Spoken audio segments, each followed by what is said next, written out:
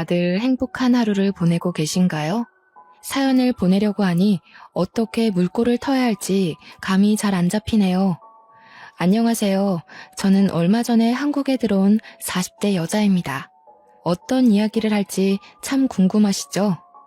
제 이야기는 전 남편과의 징글징글한 이야기입니다. 그럼 지금부터 속 시원하게 한번 털어보겠습니다. 제 남편은 말 그대로 개천용, 개천에서 용이 난 케이스였습니다. 술독에 빠져서 늘 정신을 못 차리고 술주정을 부리는 시모에 노름판에 빠져서 돈을 벌기는커녕 빚만 늘리는 시부, 거기다가 어릴 때 사고를 쳐서 애까지 하나 달고 있는 시동생까지 개차반 가족이었습니다. 그중 유일하게 정상으로 보이는 게 제 남편이었죠. 그런 가정 환경을 가진 남자와 결혼을 했다고 하니 주위에서는 모두 저에게 이혼을 하라고 했습니다. 저보고 불쌍하기는커녕 오히려 멍청이라고 부르더라고요. 사실은 몰랐습니다. 남편의 집이 그런 개차반인지 상상도 못했어요. 남편은 저에게 고아라고 했고 고아원에서 자랐다고 했습니다. 그래서 우리 집에서는 오히려 쌍수를 들고 환영을 했죠. 귀한 딸 시집살이 시킬 시댁이 없다고 하니 얼마나 좋았겠어요. 남편은 저를 속이려고 속였던 게 아니라고 했습니다. 실제로 고아원에 어릴 때 맡겨서 성인이 되어 고아원에서 쫓겨날 때까지 수모를 참으며 살았다고 했습니다. 공부를 제대로 시켜주지 않아서 혼자 친구들이 버린 문제집을 주워다가 지우개로 박박 지워가며 공부를 했다고 했어요. 그래서 제 남편은 변호사가 되었고 저보다 저희 아버지를 먼저 알게 되었습니다. 저희 아버지는 국내에서 내노라 하는 불굴의 탑 10대 변호사 사무실 안에 들어가는 법무법인의 대표였습니다. 아버지께서는 판사로 임용이 되어 법원에 오래 자리를 잡고 계시다가 판사직을 내려놓고 변호사가 되셨죠. 운 좋게 굵직한 사건들을 맡아 해결을 하신 이후 사무실은 점점 커졌고 지금은 모든 분야에서 탑이라고 일컫는 법무법인을 운영하십니다. 아버지께서는 정치계 쪽에도 기업인들 사이에서도 인기가 많은 변호사였습니다. 그런 아버지의 눈에 제 남편이 어떻게 눈에 들어왔는지 궁금하시죠? 우리 남편은 아주 뚝심 있는 국선 변호사였습니다. 아주 진창으로 나락으로 가난한 사람들을 대변하는 그런 변호사였어요. 뚝심이 어찌나 강한지 주위에서 아무리 흔들어도 꿈쩍없는 사람이었습니다. 아버지께서는 그런 제 남편을 너무나도 마음에 들어 하셨고 하루라도 빨리 본인의 사무실로 스카우트하고 싶어 하셨습니다. 몇 번의 제의를 했지만 그때마다 거절을 당하셨다고 했어요. 남편은 가난한 사람들을 도와주고 싶다고 커다란 회사에 들어가 굵직한 사건만 맡으면 소외된 사람들은 누가 변호해주냐고 했다고 하더라고요. 그러면 그럴수록 우리 아버지의 마음에는 가득히 제 남편이 담겼다고 했습니다. 그날은 어머니의 심부름으로 아버지께 물건을 가져다 드리러 사무실에 방문한 날이었는데 그날도 아버지께서는 제 남편을 회유하러 부르셨어요. 남편은 거절을 하고 나오고 저는 아버지의 사무실로 들어가는 순간 마주쳤습니다. 저는 남편에게 정말 한눈에 반하고 말았습니다. 아버지의 사무실에서 멀끔하게 나오는 그 모습에 두 눈을 빼앗기고 말았습니다. 저는 아버지께 당장 달려가 저 사람은 누구냐고 물어보았죠. 아버지께서는 아주 뚝심이 있는 남자라면서 저에게 모든 이야기를 해주셨어요. 스카우트하고 싶은데 죽어도 넘어오지 않는 사람이라면서요. 저는 그날 하루 본 제 남편의 얼굴이 잊혀지지 않아서 시름시름 앓았습니다. 이게 바로 상사병이라는 걸까요? 정말 딱 한 번만 더 봤으면 좋겠다 하는 생각이 머릿속에서 지워지지 않았습니다. 결국 전 용기를 내었어요. 수소문을 해서 남편이 일하는 국선 변호사 사무실을 찾아갔습니다. 무슨 일로 오셨습니까? 저에게 묻는 남편에게 저는 그저 아무 말도 하지 못했습니다. 제가 무슨 사정이 있나 보다 하고 잠자코 저를 기다려 주었는데 그 모습도 너무 강단 있어 보이고 멋있더라고요. 저는 솔직하게 이야기했습니다. 제가 누구 딸인지 말이죠. 그러자 저한테 사무실까지 따님이 찾아올 거라 생각도 못했다면서 이미 제안은 거절했다고 했습니다. 저한테 그게 무슨 상관일까요? 아버지 회사랑은 관계없이 찾아온 거여서 저는 당당하게 데이트 신청을 했습니다. 그러자 얼굴이 새빨갛게 변하면서 말을 잇지 못하시더라고요. 저는 그 뒤로 매일같이 국선 변호사 사무실을 출입했습니다. 도시락을 싸들고 가기도 하고 직원분들의 커피를 바리바리 싸들고 방문을 하기도 했죠. 처음에는 부담된다며 거절하더니 제가 들은 척도 안 하고 계속 방문하자 포기한 듯 싶었습니다. 직원들은 오히려 제가 가져올 간식거리들을 기다리는 듯 했어요. 그렇게 3개월을 내리 출석했더니 저에게 이야기 좀 하자고 하더라고요.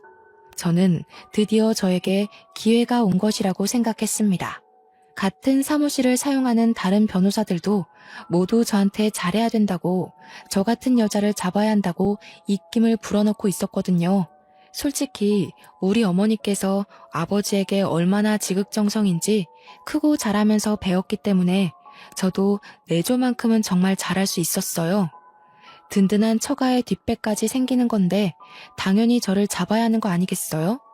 그런데 제 남편은 저를 불러내어 아주 음울한 이야기들을 쏟아내었습니다. 나는 고아예요. 우리 부모는 나를 버려두고 방치했고 결국 고아원에 가게 되었습니다. 지긋지긋한 사람들이었어요. 당신은 항상 행복하고 예쁜 것만 보고 자랐을 거 아닙니까? 나는 그런 당신이 너무 부담스럽습니다. 저에게 솔직하게 이야기한다면서 제가 부담스럽다고 하는데 눈물이 왈칵 터지더라고요. 그러더니 뒤돌아서 사무실에 들어가 버리더라고요. 저는 이대로 제 사랑을 접어야 하나 했습니다. 처음에는 너무 가슴이 아파서 숨을 쉴 수조차 없었어요. 하루가 가고 이틀이 가자 배가 고프고 의욕이 생기더라고요. 10번 찍어서 안 넘어가는 나무가 없다고 하잖아요. 딱 3일째 되는 날부터 다시 남편의 사무실에 얼굴 도장을 찍기 시작했습니다. 그리고 남편이 저를 쫓아내려고 하는 순간 정면 돌파를 했어요. 제가 부담스럽다고 했지만 저를 싫어하는 건 아니잖아요. 남편은 허를 찔린 듯한 얼굴을 했고 저는 이 남자의 진심을 엿볼 수 있었습니다. 이 사람은 정말 나와 자신의 집안 차이나 살아온 모든 것이 맞지 않는다고 느꼈을지언정 저를 좋아하고 있다는 건 확실하다고요. 그래서 저는 더 이상 뒤로 미루지 않았습니다. 이 사람을 끝까지 쫓아다니기로 마음을 먹었죠. 그래서 8개월이 지났을 때 이 사람은 저에게 항복을 했습니다. 제 마음을 받아주기로 했어요. 저는 정말 행복해서 날아갈 것 같았고 남편은 저의 아버지 회사로 스카우트 제의까지 받아들이게 됐습니다. 우리 아버지는 저에게 정말 복덩이라고 하셨어요. 우직한 남편이 아버지의 사무실에 입성하자 아버지는 정말 평생 소원 다 이뤘다는 말을 하셨죠. 저는 이때다 싶어서 남편과 연애 중이라는 사실을 밝혔고 아버지는 아주 놀라워하시면서도 축하를 해주셨어요. 우리 남편이 고아라는 사실을 저희 부모님께서 쌍수 들고 환영했다고 하셨잖아요. 아버지께서는 당장 결혼이라도 하라며 저희를 응원해 주셨습니다. 그래서 저희는 결혼을 준비했어요. 남편이 국선 변호사로 일하면서 모아둔 돈이 별로 없었기에 저희 아버지께서 통 크게 사무실 근처에 아파트를 하나 사주셨고요. 어머니께서는 혼수를 채워주셨습니다. 남편은 너무 면목 없다며 늘 우리 집에 와서 죄인처럼 굴었지만 부모님께서는 남편에게 당당하게 굴으라고 하셨습니다. 어디 가서 절대 뒤처지지 않는 땡땡 법무법인의 변호사라고 기죽지 말라고 하셨어요. 그렇게 저희는 행복한 웨딩 촬영도 하고 신혼집을 꾸미며 결혼식 날만 기다리고 있었습니다. 그런데 사건은 결혼식 당일에 터졌어요. 남편이 고아라고 했기 때문에 우리 가족 모두 그런 줄 알고 있었고 혼주석 또한 비워뒀었거든요. 그런데 결혼식이 시작되기 30분 전에 식장이 조금 소란스러워지더니 혼주석에 떡하니 웬 아줌마 아저씨가 앉아있는 거예요. 저는 신부 대기실에서 소식을 듣고 너무나도 황당해했고 남편은 신부 대기실에 찾아오지도 않았습니다. 저는 이게 어찌된 일인가 싶어서 인사를 드리고 있는 부모님을 황급히 호출했어요. 그러자 어머니께서 제게 오셔서 너무 황당하다며 이야기를 해주시는 겁니다. 글쎄, 이서방의 부모가 맞다네. 분명 고아라고 했었는데 그게 고아원에 버려두고 성인이 될 때까지 찾아오지 않았었나 봐. 그러다가 변호사 되고 돈 잘 번다는 이야기를 어디서 주워 듣고는 수소문해서 오늘에서야 나타난 거라대. 경사스러운 날에 이게 무슨 날벼락이니? 어머니는 정말 걱정스러운 얼굴로 저를 쳐다보면서 말씀하셨어요. 저도 갑자기 하늘이 노랗게 변하는 것 같았습니다. 결혼식이 시작하는 소리가 들리고 진행 요원이 신부 대기실에 와서 입장을 준비하라고 했어요. 이제 와서 도망치기엔 너무 늦었다는 소리였죠. 일단 부딪혀 본 적 없는 시댁 식구들이었기에 결혼식을 올리고 나서 생각해보자는 안일한 생각이 저를 지배했습니다. 남편도 꽤 당황한 듯한 눈치였어요. 힐끗 바라본 신랑 쪽 혼주석에는 한복을 어디서 대여했는지 조금 낡아 보이는 한복을 입고 앉아 계신 남편의 부모님과 시동생, 그리고 갓난 아기가 보였습니다. 저는 이를 꽉 깨물고 아버지의 손을 잡고 입장을 했고 성대한 결혼식을 올렸습니다. 결혼식이 끝나고 정신없이 인사를 드리고 난 뒤 정막이 찾아왔어요. 그때서야 제대로 시부모라는 사람들과 인사를 할 수 있었습니다. 앙큼하게 어디 알리지도 않고 결혼식을 올릴 생각을 했어? 이런 중요한 일에 우리를 찾아와 인사할 생각도 안 하고. 남편은 아무 말도 하지 않았습니다. 저는 너무 당황스러웠고요. 어디서 사는지도 모르는데 어떻게 가서 인사를 드리고 상견례를 진행합니까? 저희 부모님도 똥 밟았다는 얼굴을 하고 계셨습니다. 남편은 신혼여행이 급하니 인사는 다녀와서 드리겠다고 공손하게 대답한 뒤 저의 손을 잡았어요. 제가 너무나도 사랑했던 남편이기 때문에 믿고 신혼여행길로 올랐습니다. 신혼여행길에서 모든 이야기를 들을 수 있었어요. 고아원에서 지낼 때 고아원 원장이 은근슬쩍 친부모에 대해 이야기를 해준 적이 있었다고요. 공부를 잘하니 성인이 되면 한몫할 거라고 넌지시 던졌다고까지요. 친부모란 사람은 아이를 버린 것도 모자라 어린 시동생만 데리고 키우면서 남편에게 빌붙을 준비를 하고 있었던 거였어요. 결국에 변호사가 되고 고아원에 찾아가 수소문을 해서 얼마 전에 연락이 왔다고 했습니다. 남편은 결혼을 한다고만 이야기했고 결혼식까지 찾아온 건 시부모가 스스로 한 거라고요. 저는 그런 남편을 꼭 안아주었습니다. 저라면 친부모고 나발이고 고생할 때 지원은커녕 애를 버리기까지 했는데 그런 사람들이랑은 인연 자체를 끊을 것 같거든요. 그런데 남편은 그래도 낳아준 부모라면서 고아원에 맡겨지기 전까진 행복했던 기억들도 있다고 그 사람들과의 인연을 끊지 못했습니다. 그러면서 눈물을 흘리기 시작하는데 저는 안쓰러운 마음이 들면서도 왜 끝끝내 저에게 고아라고 말을 했는지 의문이 들었어요. 미리 언질이라도 해주었으면 결혼을 조금 미뤘을지도 모르죠. 아니면 제가 시부모를 찾아가서 이야기를 듣고 오해를 풀 시간이 충분했을지도 모르고요. 상견례 한 번 한 적 없는 시부모라는 사람이 결혼식 당일에서야 갑자기 나타나 행색만 겨우 맞추고 혼주석에 앉아 있었다고 생각해보세요. 미리 알았으면 한복이라도 제대로 해드렸을 텐데 우리 부모님이랑 얼마나 비교가 되었겠습니까? 소매가 다 낡아 빠진 한복에 누렇게 변해버린 와이셔츠에 어디서 빌렸는지 기장도 맞지 않은 정장을 입고 나타난 시부모.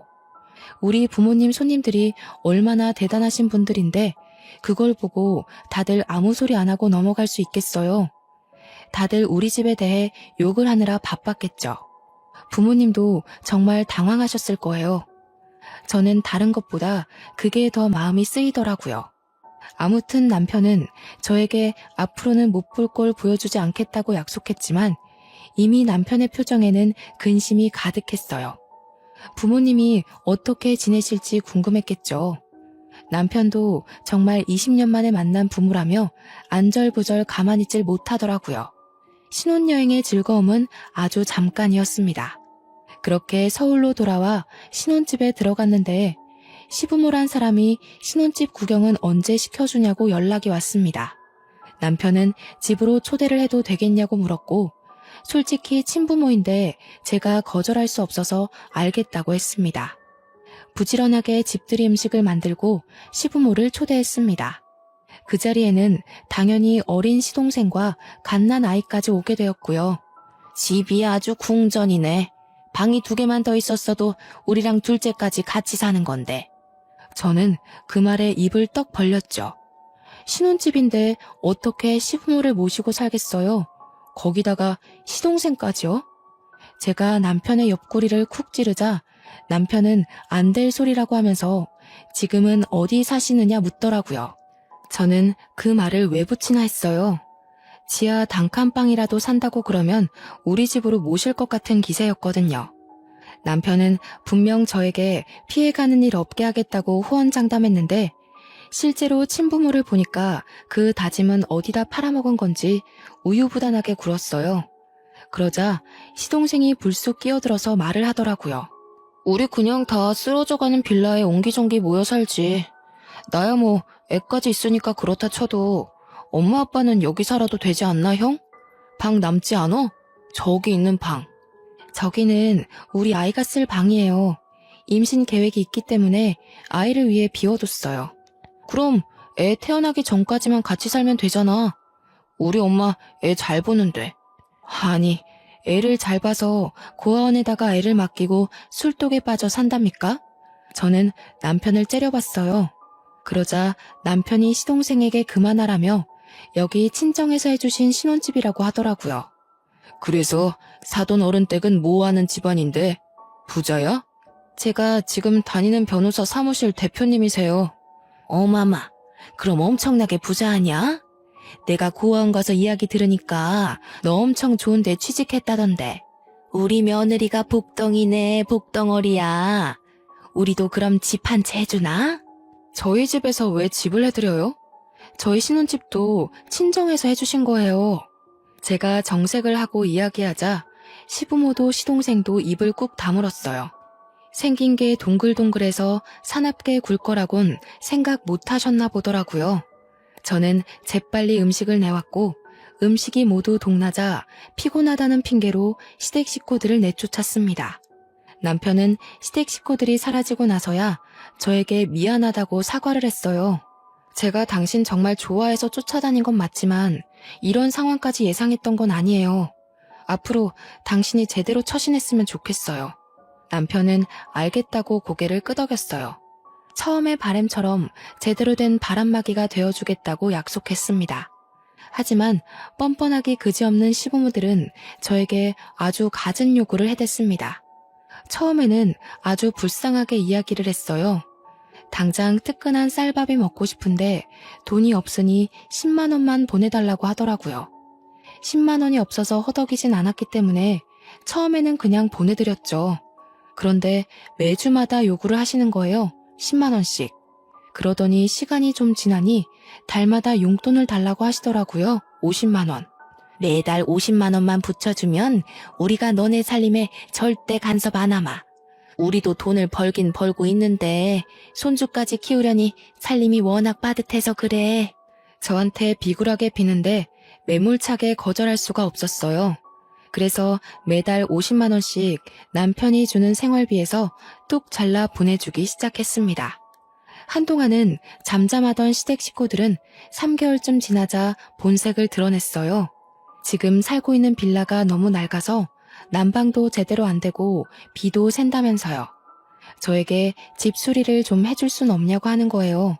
저는 그 낡은 빌라를 고쳐봐야 얼마나 들겠나 싶어서 알겠다고 했어요. 뭐 예단비 대신 드린다고 생각하면 되겠지 하고 생각했어요. 그런데 글쎄 인테리어만 한 게 아니라 가전제품도 싹 바꿨더라고요. 뻔뻔하게 저에게 4천만 원을 달라고 하는데 비가 들이치는 부분 메우고 벽지만 발랐다면서 4천만 원이 말이 되느냐고 되물었죠. 그랬더니 너무 당당하게 말을 하시는 거예요. 아니, 벽지를 싹 발라놓으니까 우리 낡은 가구들이 눈에 거슬리잖아. 부자 며느리 좋다는 게 뭐니? 이럴 때 딱 돈 쓰는 거지. 제가 아직도 친정에서 용돈 받아다 쓰는 줄 아셔요? 이거 다 그이 지갑에서 나오는 거예요. 그이 용돈 줄여서 할부로 갚아야 하니까 그런 줄 아세요. 얘야 얘야 하고 애타게 저를 부르는 소리가 들렸지만 무시하고 전화를 끊었습니다. 제가 친정에 말해서 4천만 원 빌리는 거야 어렵지 않죠. 꾸준히 제가 모아왔던 돈들도 있고 그거야 어려운 거 아니지만 그래도 저한테 당당하게 요구하는 꼴이 마음에 들지 않았어요. 제 남편에게 문제집 한 건 사줘본 적 없는 사람들이 무슨 염치로 집을 저렇게 다 뜯어 고치는지. 그러나 시부모만 뻔뻔한 게 아니었습니다. 이제 갓 군대에서 전역한 시동생은 더욱 파렴치한 놈이었죠. 시동생에게 어린 아이가 있다고 했잖아요. 군대에서 휴가 나왔을 때 여자친구를 임신시켰는데 여자친구가 애만 덜렁 시댁에 두고 사라졌다고 하더라고요. 아직 앞날이 창창한 20살이라 아이를 키울 자신이 없다고 애만 두고 떠났다고요. 고아원에 버리겠다고 난리를 친 시부모를 시동생이 설득했대요. 그 이야기만 듣고 제정신이 박힌 사람이구나 싶었는데 아니더라고요. 군대 제대하고 나서부터 애는 뒷전이고 맨날 PC방에서 담배 피고 술집 가서 술 먹고 노느라 바빴대요. 그래서 애가 아빠를 보고도 낯설어 한다고 하더라고요. 그런 시동생이 저한테 애를 데리고 다니는데 불편해서 그런다며 차를 사달라고 하더라고요. 그걸 왜 저한테 말하는지 이해가 되지 않아서 남편이랑 상의해보라고 했죠. 우리 형 아시잖아요. 고아원에서 힘들게 산 거. 그런데 어떻게 형한테 차까지 사달라고 해요? 그럼 얼굴 3번도 안 본 형수한테 차 사달라고 하는 건 되고요. 스스로 일해서 돈 벌어 사세요. 이야기 들어보니까 맨날 집에서 게임하고 술 먹는다고 하던데 애를 위해서 사는 게 맞아요? 시동생은 형수 너무하네, 있는 사람이 더하다던데 궁시렁거리면서 전화를 끊었습니다. 저는 화가 나서 남편이 퇴근하고 돌아오자마자 이야기를 했어요. 당신의 가족들이 나한테 자꾸 이것저것 요구하는 거 알고 있냐고 이야기를 하니 전혀 몰랐다고 하더라고요. 그러면서 저한테 용돈을 드리고 있는데 그걸로 부족한가? 하는 거예요. 제가 매달 50만 원씩 드리는 거 그거 남편한테 말한 적이 없었거든요. 놀래서 남편에게 50만 원 드리는 거 알고 있었냐고 하니까 뭔 소리냐고 되묻더라고요. 아니, 50만 원은 또 무슨 말이야? 내가 매달 100만 원씩 보내드리고 있는데 당신이 돈을 또 보내드리고 있었어? 저는 완전 뒤통수 맞은 기분이었어요. 매달 150만 원씩 저희 부부에게 갈취를 하고 있었던 거죠. 그것도 아주 교묘하게요. 그러면서 인테리어 해달라, 가전 바꾼다, 돈 뜯어가고 차까지 사달라고 했던 거예요. 저는 남편을 쥐잡듯이 잡았습니다. 얼마나 우습게 보였길래 이런 식으로 가족이라는 사람들이 뒤통수를 치냐고요. 그러자 남편이 저한테 버럭 화를 내더라고요. 아무리 그래도 자기 가족을 너무 우습게 보는 거 아니냐면서. 저는 너무 어이가 없었습니다. 지금 사기 결혼 당한 기분을 맞게 하는 게 누군데 나한테 화를 내는지, 속된 말로 남편까지 다 짜고 친 거 아닌가 하는 생각까지 들었어요. 그렇게 며칠 동안을 남편과 냉전 상태로 지냈습니다. 솔직히 저도 먼저 화해하고 싶은 생각이 전혀 들지 않았고 남편도 계속 고집을 부리고 있었습니다. 저에게 자기 가족을 사기꾼 취급한 걸 사과하라고 하더군요. 저는 끝까지 하지 않았어요. 고아원에 갖다 버린 부모 뭐가 그리 불쌍하고 안타까워서 저러는지 이해가 가질 않았습니다. 그 뒤로 남편과는 깊은 대화를 잘 하지 않게 되었어요. 남편은 무슨 일이 그리 바쁜지, 아버지 회사 일을 혼자 도맡아서 하는지 야근하기 일쑤였고요. 하루 종일 저는 답답함과 싸워야만 했습니다. 오죽하면 정말 이혼까지 생각을 했을까요? 하지만 남편이 열심히 일할수록 우리 아버지의 사위 칭찬은 입이 마를 날이 없었습니다. 어딜 가나 자랑을 하고 다니시더라고요. 딸이 개차반 시댁에 시달리는 건 전혀 모르시고요. 하지만 아버지 어머니를 속상하게 하고 싶지 않아서 꾹 참았습니다. 어차피 제가 확 쏘아대면 별다른 요구를 하지 못하고 전화를 끊으셨거든요. 남편이 일에 중독된 지 몇 개월이 지나고 시동생에게 급하게 전화가 왔어요. 문제가 생겨서 아이를 두고 밖에 나가야 하는데 시부모도 집에 없다고 애 좀 봐줄 수 있냐고 묻더라고요. 이미 아이는 18개월 정도 된 상태였기 때문에 이유식도 따로 필요 없다. 밥이랑 김만 줘도 된다고 했어요. 급하다는데 오죽 맡길 사람이 없으면 저한테 이런 부탁을 할까 싶어서 알겠다고 했습니다.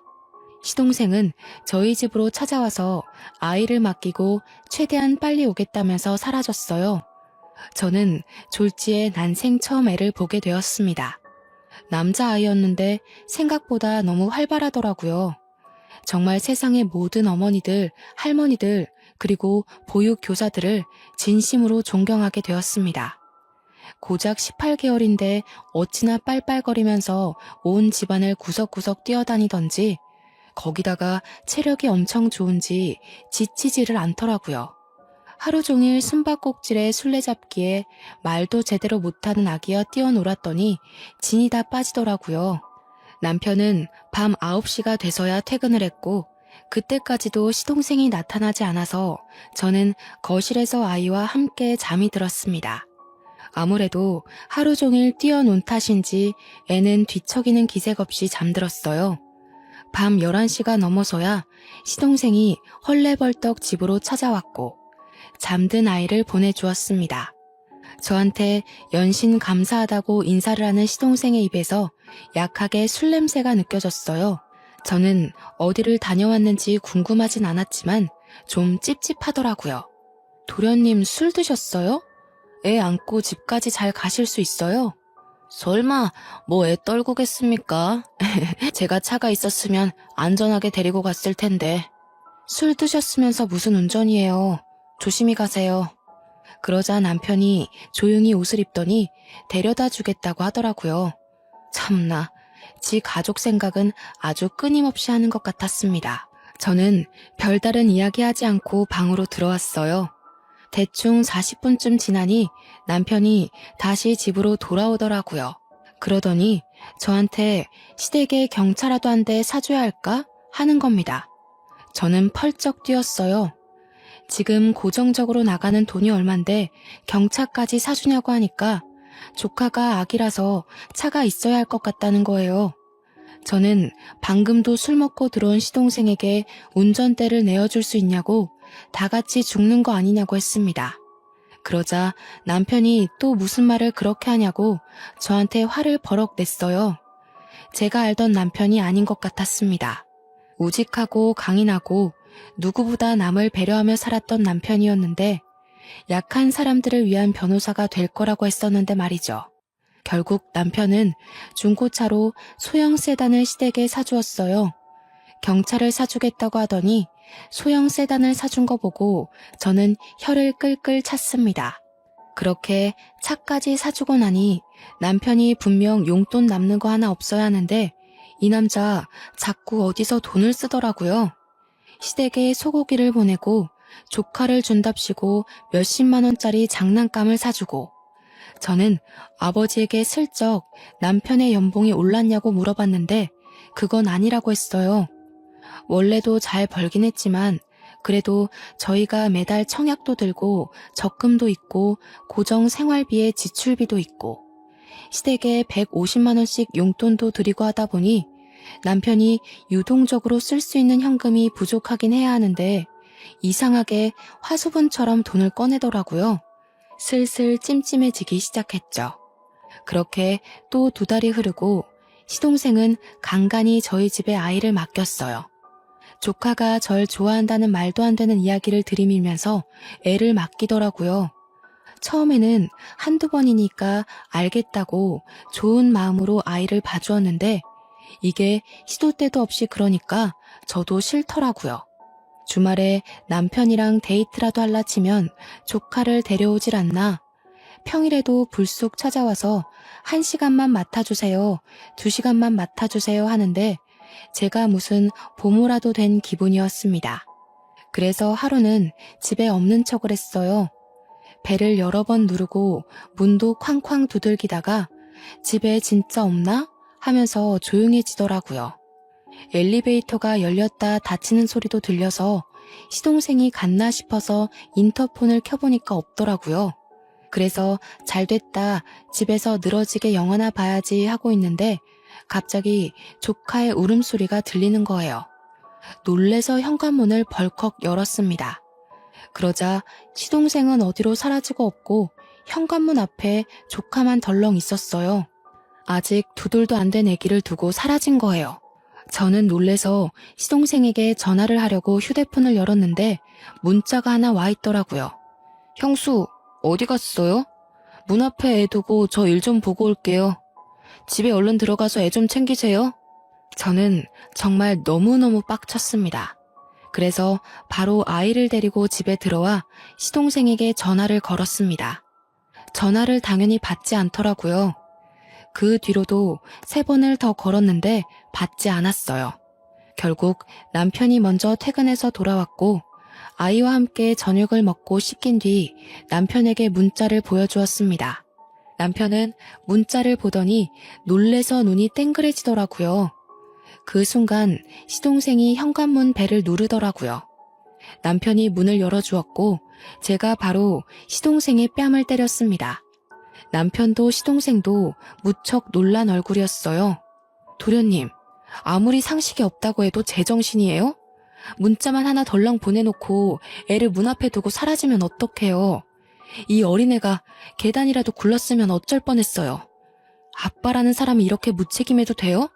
제가 막 소리를 지르자 남편이 그제서야 시동생을 혼내기 시작했어요. 그러자 시동생이 입을 꾹 다물고 자고 있는 아이를 들쳐업고 가더라고요. 남편이 따라 나서는 걸 보면 집까지 데려다 주는 것 같았습니다. 저는 열을 식히느라 샤워를 하고 나왔더니 남편이 와 있더라고요. 제가 뺨 때린 게 너무했냐고 물어보니 아니라고 잘했다고 하면서도 뭔가 할 말이 있어 보였어요.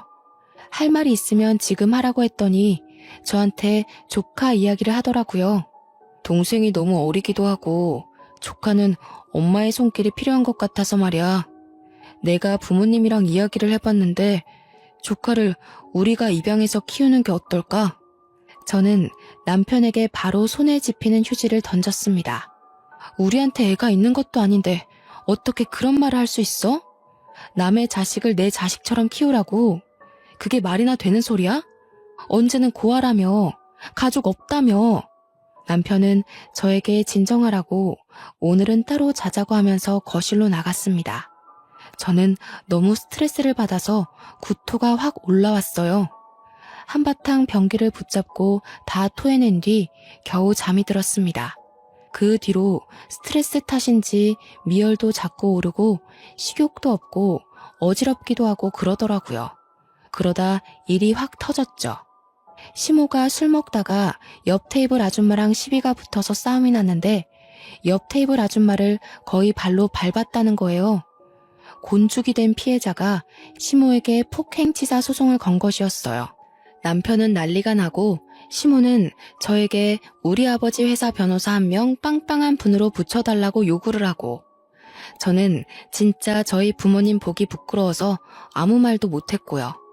저한테 계속 전화를 걸어서 변호사가 그리 많은데 자기 일 봐줄 사람 하나 없는 게 말이 되냐고 소리를 치는데 진짜 혀를 깨물고 싶었어요. 시부는 저한테 아들이랑 시모 몰래 50만 원만 빌려주면 100만 원으로 불려서 갚겠다는 헛소리나 하고요. 개버릇 남 못 준다더니 시부는 아직도 노름질을 하고 있고 시모는 술독에 빠져 살고 있었습니다. 남편은 하루하루 말라가고 있었어요. 안쓰러워서 보듬어주고 싶다가도 지 가족 챙기는데 힘쓰는 걸 보면 정내미가 뚝 떨어졌습니다. 그러다가 문득 알게 되었습니다. 제가 생리를 하고 있지 않다는 사실을요. 저는 바로 약국에 가서 임신 테스트기를 했고 선명한 2주를 확인했습니다. 이걸 경사라고 해야 할지 악재라고 해야 할지 너무나도 두려웠어요. 남편에게 점점 신뢰를 잃어가는 와중에 덜컥 임신이라뇨. 하지만 산부인과에 가서 8주가 됐다는 소견을 받고 아이의 심장 소리를 들으니 모성애가 생기더라고요. 어떻게 해서든 내 아이만큼은 정말 제대로 번듯하게 사랑만 주면서 잘 키워야겠다. 그런 생각이 들었습니다. 그런데 병원에서 제 자궁이 약하다고 하더라고요. 유산기가 있으니까 조심해야 된다고 저 같은 산모들은 30주가 돼도 불안해야 한다고 했어요. 절대로 무리하지 말고 집에서 쉬는 것만 생각하라고 하면서요. 저는 제 임신 사실을 남편과 친정에 알렸습니다. 친정 부모님은 당연히 너무나도 좋아하셨죠. 저에게 벌써 어디 한약이 좋다더라 하시면서 하루빨리 손주를 만날 날을 기대하고 있었습니다. 남편에게는 모든 걸 솔직하게 말했습니다. 제 자궁이 약해서 절대로 스트레스 받으면 안 되고 무리해서도 안 된다고요. 남편은 제 말을 잘 이해한 것 같았어요. 그 뒤로 시부모에게 연락을 받는 일이 없었거든요. 하지만 한 가지 시동생만큼은 여전히 눈치 없이 굴었습니다. 저에게 자꾸만 조카를 맡기고 사라졌어요. 분명 술 먹고 노는 게 맞는데 아니라고 뚝 잡아떼면서 제가 거절하지 못하게 집으로 애부터 들이밀더라고요. 제가 임신 4개월을 넘겼을 시점 조카랑 놀다가 무리를 했는지 배가 조여들게 아파오기 시작했어요. 그때 응급실에 가니 자궁이 많이 약하다고 하면서 집에서 누워만 있으라고 하더라고요. 하지만 뛰어서 놀아주던 조카애가 벌써 2돌을 넘겼는데 가만히 앉아서 놀자고 하면 그러겠다고 할까요?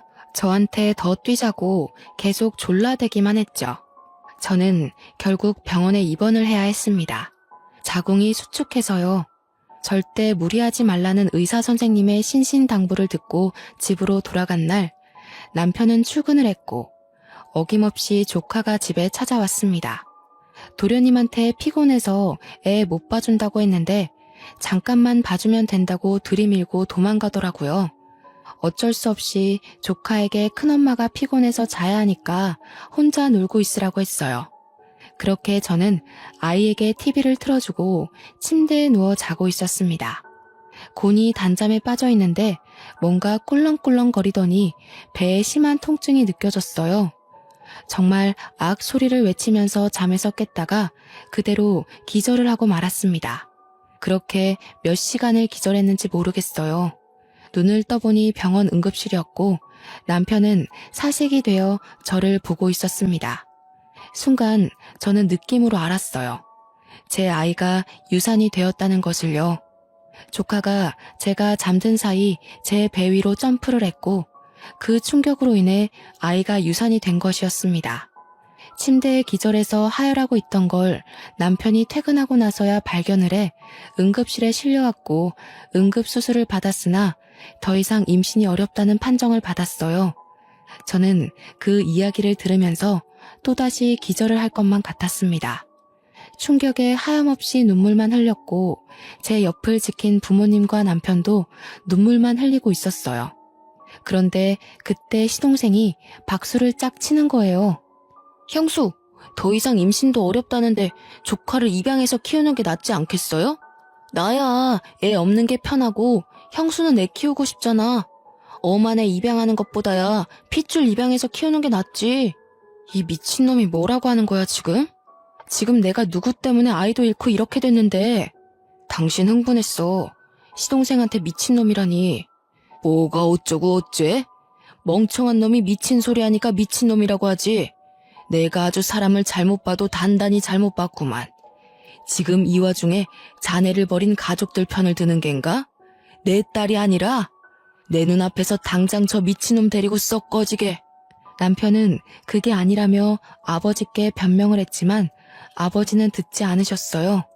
꼴도 보기 싫으니까 당장 꺼지라고 소리를 치셨고 저도 지지 않고 나가라고 소리를 질렀습니다. 저는 남편과 시동생이 나가자 아버지께 당장 이혼하겠다고 말씀을 드렸어요. 아버지는 제 손을 꼭 잡으며 일단 몸조리에 신경 쓰고 이혼은 그 다음에 바로 진행하자 하시면서 미안하다고 하셨습니다. 자기가 사람 보는 눈이 너무나도 부족했다면서 제 손을 잡고 그렇게 한참을 우셨어요. 저는 부모님을 위로하며 같이 울었습니다. 그렇게 2주일이 넘는 시간 동안 몸의 회복을 위해 노력했습니다. 자궁 초음파를 통해서 자궁 안에 남겨진 찌꺼기까지 깨끗하게 청소하고 제 난소도 확인하고 임신이 어렵다는 판정은 번복되지 않았지만 저는 심리치료까지 병행하며 마음을 다스렸어요. 그리고 집으로 돌아와 남편에게 이혼을 하자고 이야기했습니다. 남편은 당연히 절대 이혼 못 해준다고 했죠. 이혼을 못 해준다니 아쉽네. 그럼 소송으로 진행할게. 이 집은 부동산에 내놨으니까 하루라도 빨리 짐 빼는 게 좋을 거야. 명의가 내 건 거 알고 있지? 당신이 재산에 기여한 부분이 어느 부분인지 모르겠지만 그건 판결 나오는 대로 처리해 줄게. 남편은 제 손을 잡고 다시 생각해보라고 했지만 저는 뿌리쳤습니다. 2번 생각할 겨를이 없는 확신에 찬 이혼 소송이었어요. 아버지는 바로 사무실 최고의 변호인단을 꾸려 제 소송을 준비해 주셨습니다. 그런데 일이 생각보다 아주 쉽게 풀렸어요. 남편이 월급이 오른 것도 아닌데 시댁에 돈을 쏟아부었었잖아요. 그게 알고 보니 아버지 회사 각종 거래처에서 뒷돈을 다 받고 있었던 거예요. 거절된 의뢰들도 몰래 수임해서 수임료 챙기고 아버지 로펌 이름을 걸고 갑질을 하고 있었던 거죠. 접대도 받고 뒷돈도 받고. 근데 그게 거래처의 장부에서 발견이 되고 수천만 원을 받은 것이 들통이 났습니다. 아버지께서는 그 증거들을 모조리 파헤쳐서 이혼 소송과 별개로 횡령으로도 소송을 걸었어요. 남편은 구속 위기에 처하자 저를 찾아와 울고불고 빌면서 이혼 바로 해주겠다고 용서를 해달라고 했죠. 하지만 전 이미 1번 기회를 줬잖아요. 2번 주기 싫었습니다. 소송은 소송대로, 이혼은 이혼대로 진행이 되었고 아버지의 로펌 간판 덕분인지 일사천리로 진행이 되었습니다. 재산 분할할 것도 전혀 없었던 게 남편이 횡령으로 고소가 되었고 그 횡령한 돈을 시댁에 쏟아부은 정황도 발견되었기 때문이었죠. 벌금도 된통 맞은 것도 모자라 변호사 자격 정지까지 받았으니 쌤통이죠. 인과응보라고 하나요? 결국엔 다 자기 업보로 돌아오게 되어 있습니다.